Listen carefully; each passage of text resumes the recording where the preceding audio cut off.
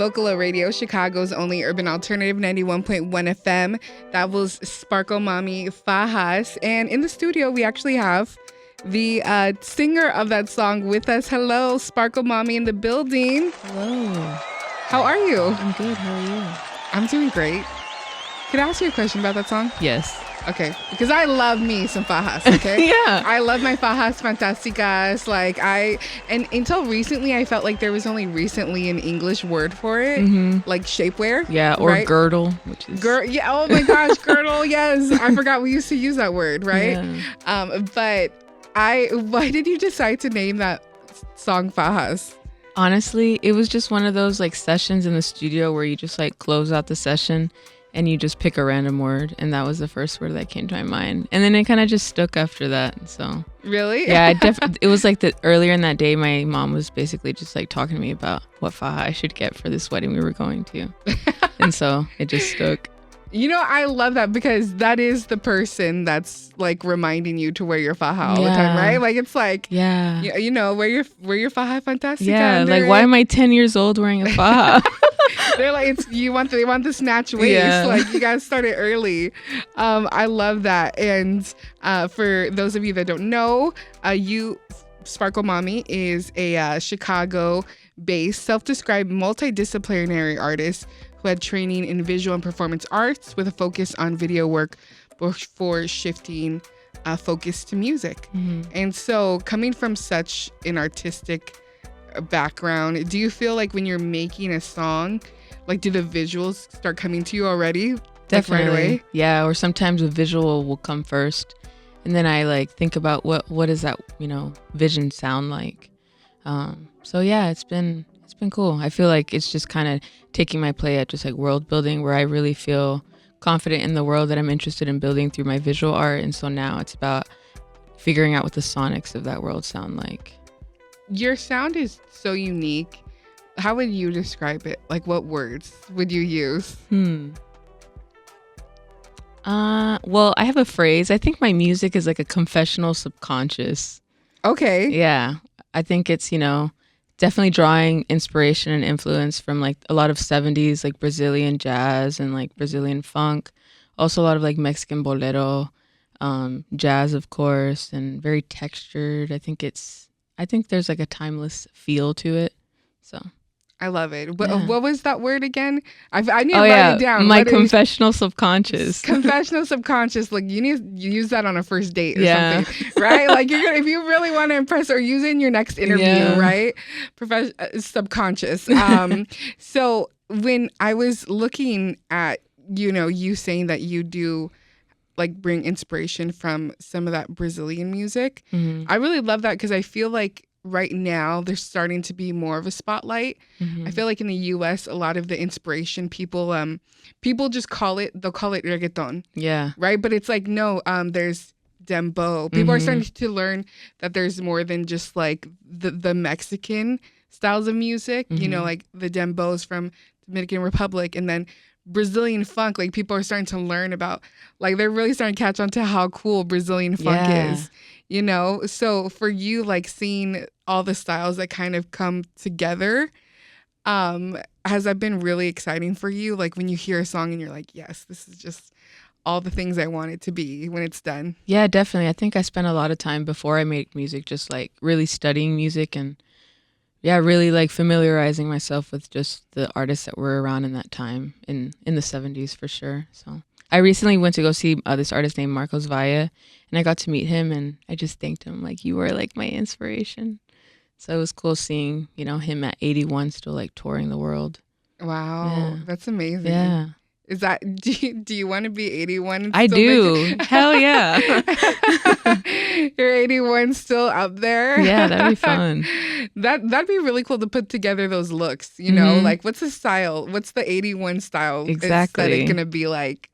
And, you know, you are from Texas originally. And what part did you say? I'm from Bryan, Texas. Bryan, Texas. Yeah. So, you know, being from Texas, do you feel like growing up, did you listen to a different style of music? Definitely. I grew up around a lot of like norteños and corridos at like the family functions, and a lot of country music being in the South. a lot of Tejano music, cumbia. Yeah. Yeah. And then, I also like grew up Christian. So a lot of like Christian music at the time. But I think I didn't really get into like the more cool jazz, like alternative stuff till I was like in college. So were you a big Selena fan?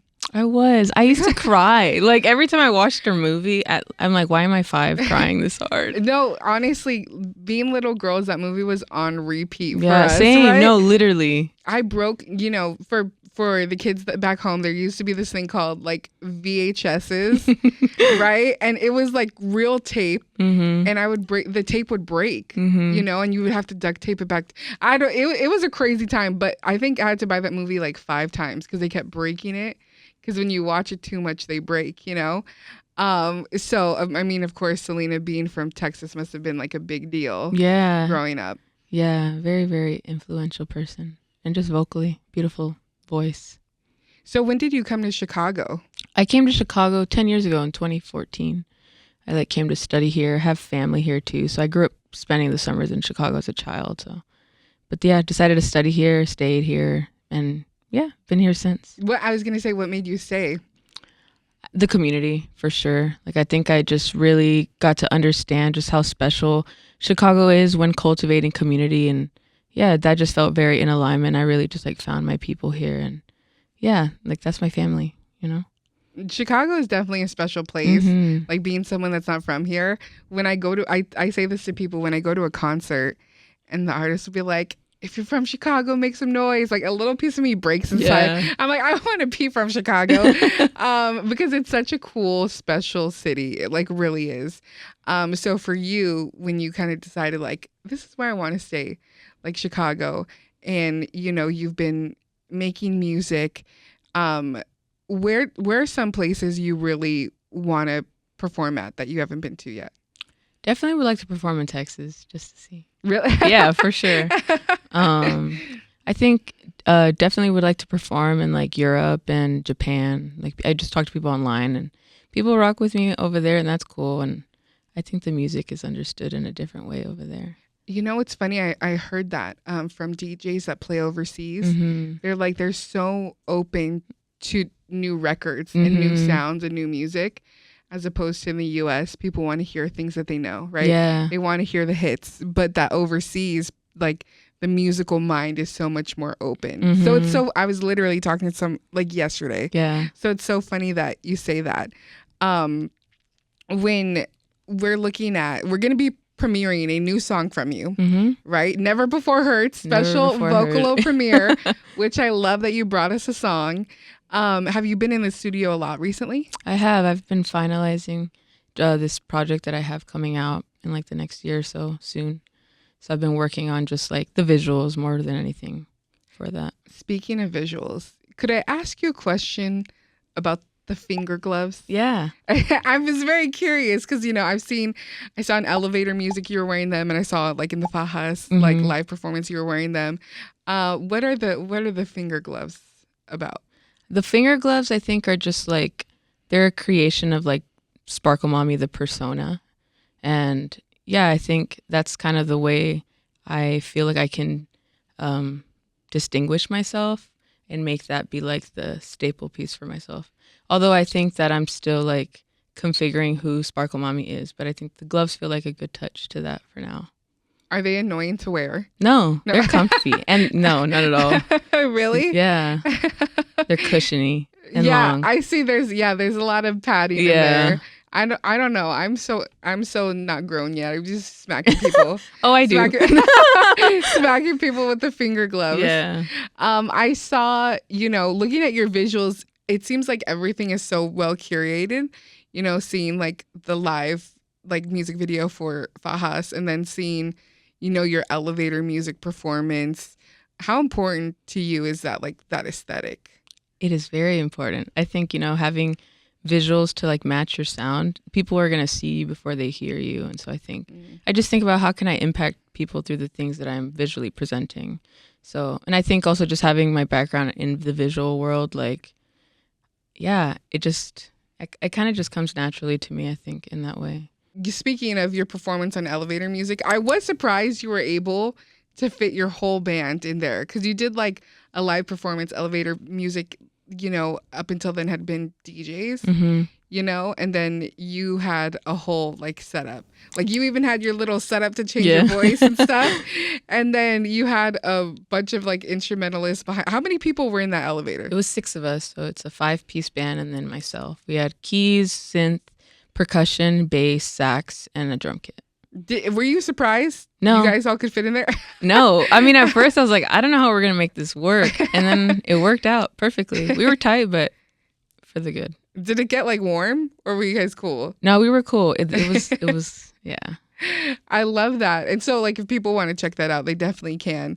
When I was looking, you have a performance coming up in October, right? Yes. Under the Dome. Can you tell us a little more? Yeah, so I'll be performing a more intimate stripped down set. I have a 5-piece band as well. I have Kurt Shelby on bass, Elijah Bradford on keys, Ken Leffridge on sax, and Alec Trickett on percussion, and myself. So I really just want to like play with the sonics of the space, given that it's under a dome. Really feel like there's a lot of room for me to play with my vocals and just lean into the intimacy of the space too. I love that. I mean, yeah, it's a beautiful, like, wow, magical. And then also, Akenya is going to be there as well. Yes, Akenya will be there. Akenya's great. She's a musical inspiration of mine, an amazing vocalist, and I'm excited to be sharing a bill with her. Yeah, no, we love her. We're waiting for the album to drop still, okay? I know. We're all waiting. We're like still waiting. Highly anticipated, Akenya. And let's get into this song you brought in, Running. Can you tell us a little bit more about it? Yeah. Running is a song I made in 2021 and, you know, it just came about being inspired by just like domestic labor and having been in college doing jobs as like being a nanny and working in the home of people. I think it just like was drawing into feelings of like feeling like, you know, sometimes we have to work 10 times as hard as like the people we work for to get the things that we want. And I got to kind of just channel that energy through that song. I love it because today is Latina Equal Pay Day. Oh, wow. Yeah. So today is that day. Wow, I love this. The stars are all just aligning, right? I didn't know that. Yeah, for those of you that don't know, Latina Equal Pay Day is the day that the equity of our pay checks like even out. So Latinas earn 51 cents for every dollar that is paid to a white man. This means on average, Latinas will lose more than $1.2 million throughout their 40-year career because of the wage gap. Fun little fact. Wow. And if you want to learn a little bit more, I got that stat off equalpaytoday.org. That's awesome. So you could email Congress to close that wage gap. But it is kind of funny that we are premiering it on the same day. That's not coincidental. Hey, nothing's a coincidence, right? Mm-hmm. That's what they say? Yeah. I don't know. I watch a lot of Forensic Files. So that's what they say. That's what they say on Forensic Files. Nothing's a coincidence.